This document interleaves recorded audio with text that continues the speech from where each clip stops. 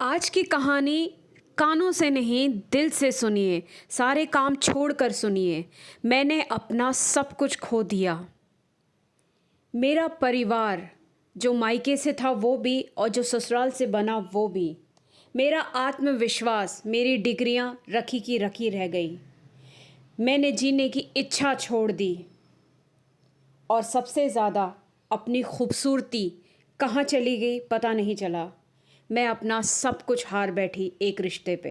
आज जिन आंटी की कहानी मैं आपको सुनाने जा रही हूँ ना बहनों, हम एक मिडिल क्लास की औरतें हैं। हमारे लिए तलाक बहुत बड़ी चीज़ होती है। तलाक सिर्फ दो लोगों के अलग होने का ही नहीं या मान सम्मान जाने का ही नहीं होता। ये इसलिए भी हमारे लिए बहुत बड़ी बात होती है क्योंकि हम एक इंसान को बहुत कुछ समझ लेते हैं, सब कुछ मान लेते हैं। शादी लव कम अरेंज मैरिज थी। माना कि हम दोनों ने एक दूसरे को पसंद किया था, पर शादी दोनों परिवारों की रजामंदी से ही हुई थी, पूरे रीति रिवाज के साथ। दोनों परिवार ने अपना आशीर्वाद दिया और हमारी शादी हुई। शादी की बात होने के बाद 1 साल तक, सगाई के बाद, मैं और मेरा पति आपस में मिला जुला करते थे, पार्टीज में जाया करते थे। सगाई के बाद 1 साल के उस गैप में हम कई बार मिला करते थे, बड़े लोगों की रजामंदी में मिला करते थे, कई बार शॉपिंग के बहाने भी मिला करते थे। मैं कहीं भी किसी भी तरीके से ये भाप नहीं पाई कि उस इंसान के अंदर क्या चल रहा है।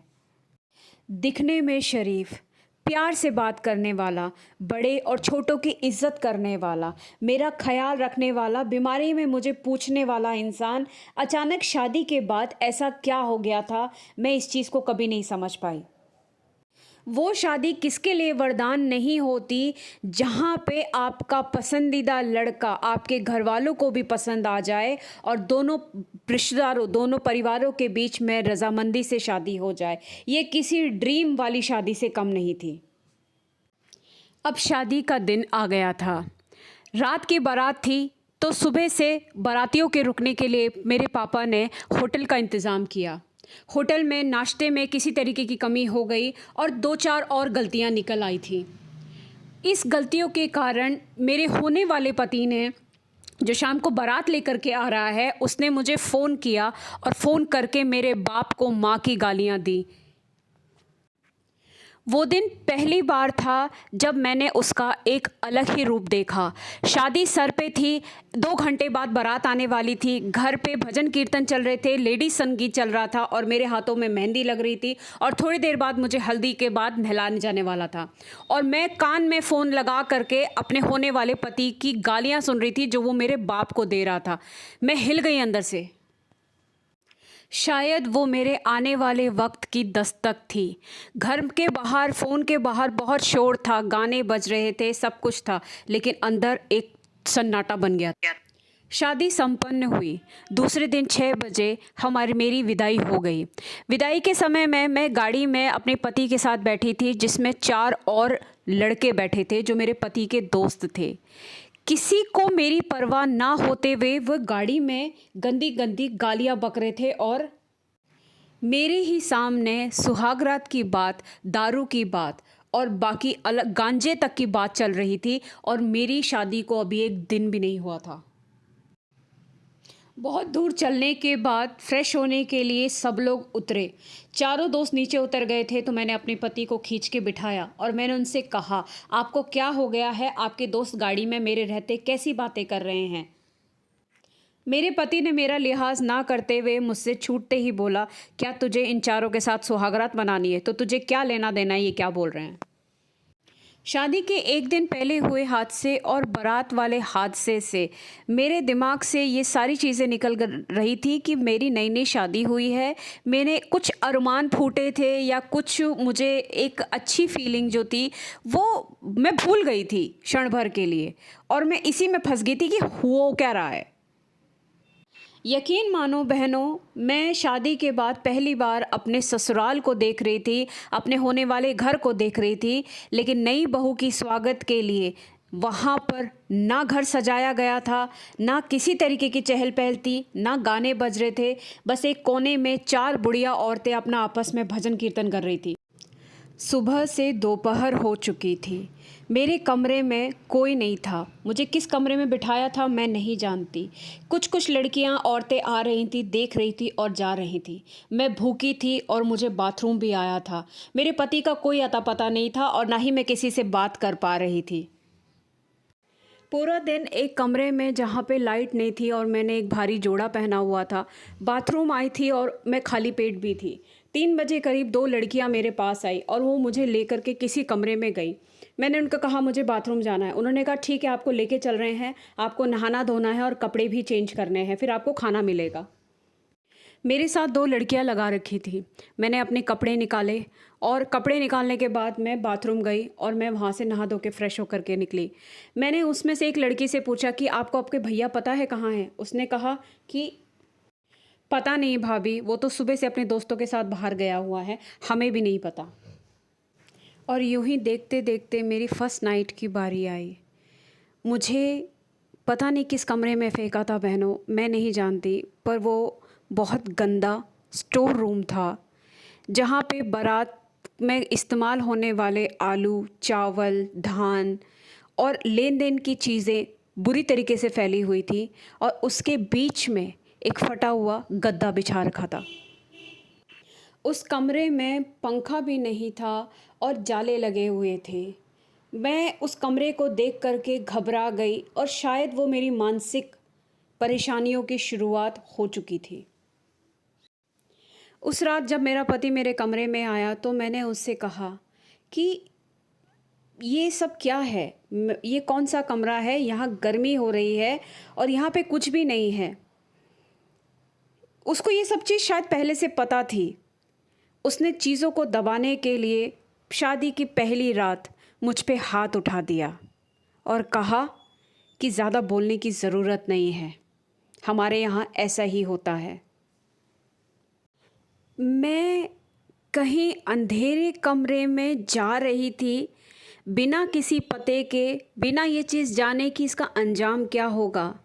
मैं अपने सिंदूर, बिंदी, चूड़ी, नई साड़ियों में भी उलझी थी और साथ में जो चीज़ें मेरे साथ हो रही थी मैं उसको भी समझने की कोशिश कर रही थी और सब चीज़ मेरे को उलझा हुआ लग रहा था। शादी की पहली सुबह अपने पति के साथ अपने ससुराल में, यकीन मानिए बहनों, मेरी आंखें नम थीं, दिल बैठा हुआ था, चेहरे पे खुशी और स्माइल नहीं थी। मुझे ऐसा लग रहा था मैंने कुछ बहुत बड़ी गलती कर दी क्या। मेरा दिल मुझे ज़ोर ज़ोर से धड़क धड़क के कह रहा था कि मुझसे बहुत बड़ी गलती हो गई है। मैं खुद से ही खुद को ये समझा रही थी कि नहीं नहीं, ये सपना है। मैं अभी उठूँगी, दरवाजे से बाहर जाऊँगी, मैं अपने आप को अपने घर पे पाऊँगी। ना तो वो मेरा पति था, ना ही ये सुहागरात थी और ना ही मैंने ऐसा कोई सपना देखा था, ना ही मैंने ऐसी कोई गलती की थी। शादी के 2 ही दिन हुए थे। तीसरी रात को अचानक मेरी नींद खुली और मैंने देखा कि बिस्तरे के दूसरी तरफ मेरा पति फ़ोन पर किसी से मैसेज में बात कर रहा था और उसको आई लव यू लिख रहा था। नई नई दुल्हन, ना मैं गुस्सा कर सकती थी, ना ही मैं शोर मचा सकती थी और ना ही मैं समझ पा रही थी कि मैं इस आदमी को इस वक्त कैसे रोकूं। दूसरे दिन मैंने फिर भी अपने पति से हिम्मत करके बात की और मैंने कहा कि तुम रात में किसी के साथ चैट कर रहे थे और इस तरीके की बातें कर रहे थे। तो उसने कहा कर रहा था तो क्या हो गया। मैंने उससे एक ही बात पूछी, अगर ये सब करना था तो शादी ही क्यों की? शादी के लिए मना कर देते, किसी ने आपके हाथ पैर नहीं जोड़े थे।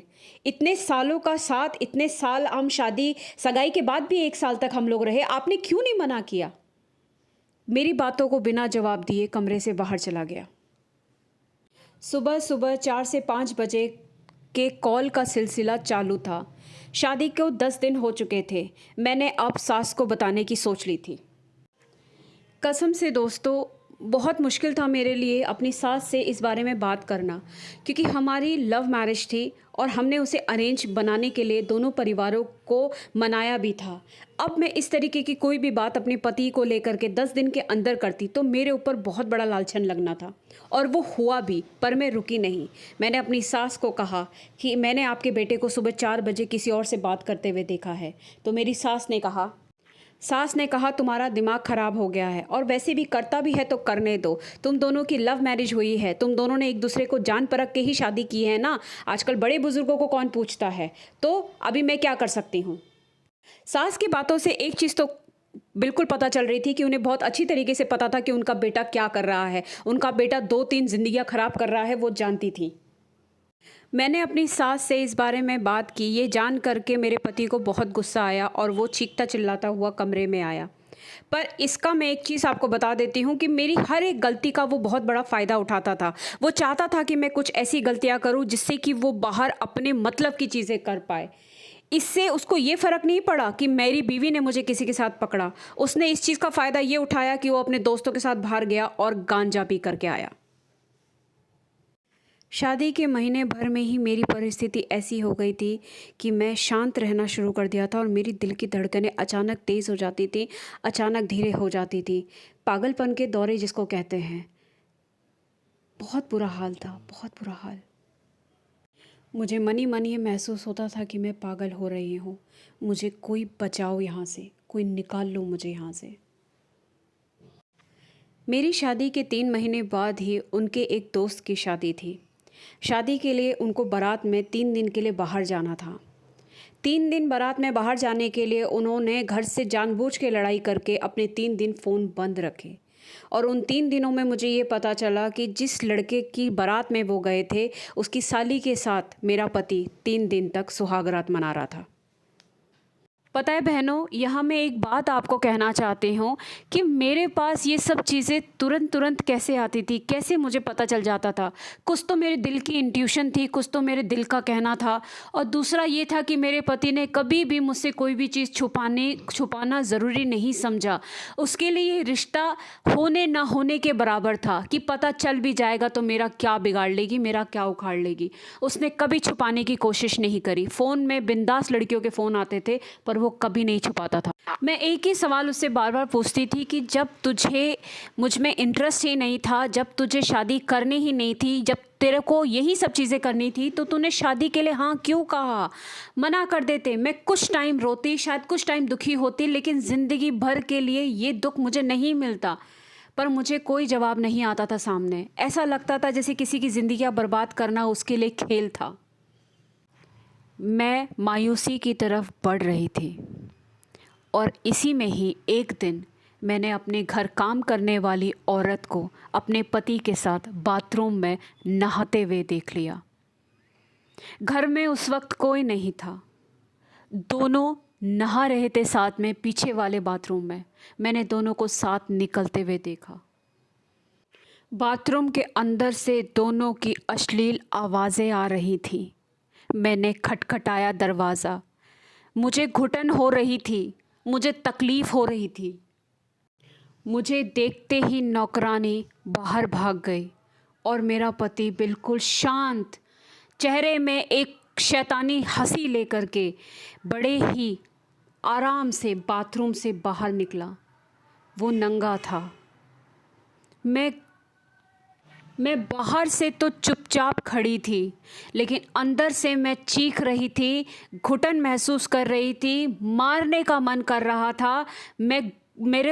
मुझे ऐसा लग रहा था कि या तो मैं इसको मार दूं या तो मैं अपने आप को ख़त्म कर दूं।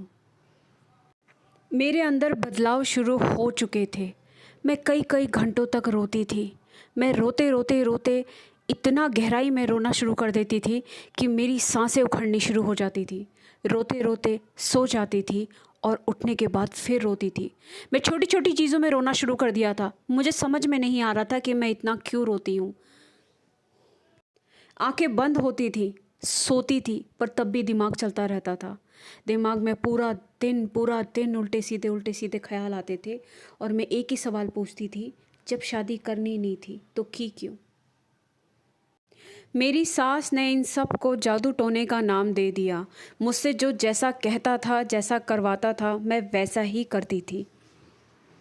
और कहीं ना कहीं मुझे भी अपना रिश्ता ठीक करना था, इसलिए मैं भी उल जलूल चीज़ों पे मानना शुरू कर देती थी। मेरे सास ससुर ने मेरे पति को समझाया कि एक बच्चा कर लो तो शायद तुम दोनों के बीच में सब कुछ ठीक हो जाएगा।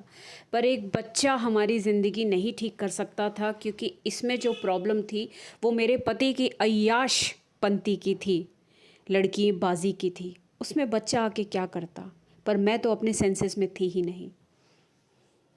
मैं सब तरफ से जानती थी कि अभी मैं मानसिक और शारीरिक रूप से एक बच्चे की जिम्मेदारी लेने के लिए तैयार नहीं हूँ। मैं जानती थी कि सबके सब मिलके मुझे बेवकूफ़ बना रहे हैं, लेकिन मैं किन हालातों में थी कि मैं जानते हुए भी चीज़ें मैं कह नहीं पा रही थी। मेरे लिए बहुत मुश्किल हो गई थी। ऐसे ही मैंने कंसीव किया। कंसीव करने के कुछ टाइम बाद ही मुझे पता चला कि मेरे हस्बैंड ने अपनी पोस्टिंग किसी दूसरे स्टेट में ले ली है, ताकि वो मुझसे, मेरे होने वाले बच्चे और उनकी जिम्मेदारियों से दूर हो सके। उसे कहीं से भी एक बच्चे का बाप कहलाना बाहर की दुनिया में मंजूर नहीं था। पूरी प्रेगनेंसी में वो मुझसे मिलने नहीं आया। मेरी सास ने मुझे बार बार कहा कि जा, चली जा, मायके चली जा, तेरा मन लग जाएगा। वो ये सब देख रही थी कि उनका बेटा उनकी बहू के साथ क्या कर रहा है, पर यहाँ उन्होंने मजबूरी का नाम ले लिया। कहा, क्या ही कर सकते हैं अब हम, तेरी मर्जी है, तुझे रुकना है रुक, नहीं तो अपनी मायके चली जा, तेरा मन बहल जाएगा। प्रेगनेंसी में औरतों को दुखी नहीं रहना चाहिए, पर उन्होंने एक बार भी अपने बेटे को ये नहीं कहा कि तू क्या कर रहा है। मेरी पूरी प्रेगनेंसी आंसुओं में निकली। मैं भगवान को कोसती रही और रोती रही।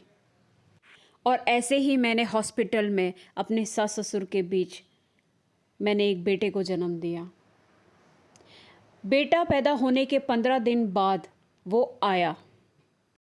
9 महीने के बाद जब मैंने अपने पति को देखा तो वो नहीं था, वो बदल चुका था। हाव भाव, रंग ढंग सब बदल चुके थे। आंटी की किस्मत ने आंटी को क्या ही धोखा दिया होगा कि 3 दिन की डिलीवरी के बाद जब वो ससुराल पहुंची तो उन्होंने आर या पार करने की कोशिश करी। उन्होंने सबूत इकट्ठा करने की कोशिश करी कि अब ये रिश्ता मैं ख़त्म कर दूंगी, पर शायद वो इतनी ताकतवर और चालाक नहीं थी। उन्होंने पता तो किया, जिससे उनको ये पता चला कि दूसरे शहर में वो एक लड़की के साथ किराए के मकान में रह रहे हैं, पति पत्नी की तरह। घर में आने के बाद आंटी के सब्र का बांध फट चुका था। उनके मानसिक हालत ने जवाब दे दिया था। वो चीख चिल्ला करके अपने सास ससुर के सामने ज़ोर ज़ोर से कहने लगी और उन्हें बताया कि ये दूसरे शहर में किसी और लड़की के साथ रहता है। वो पूरी तरीके से टूट चुकी थी। हाथ में बच्चा, सेहत खराब, मानसिक हालत खराब, साथ में एक बेशर्म पति खड़ा और एक लाचार दिखने वाले सास ससुर। आंटी बहुत ज़्यादा एक डिप्रेशन में जा रही थी और शायद जा चुकी थी।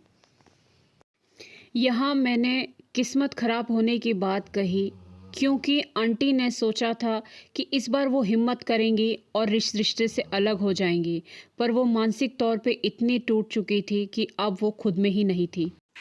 सब तरफ से अब हार मान चुकी थी और अपने आप को एक अकेले कमरे का कैदी बना लिया था। दिन दिन भर रोती थी, चुपचाप रहती थी और अपना बच्चा पालती थी। ऐसी परिस्थिति भगवान किसी को ना दे।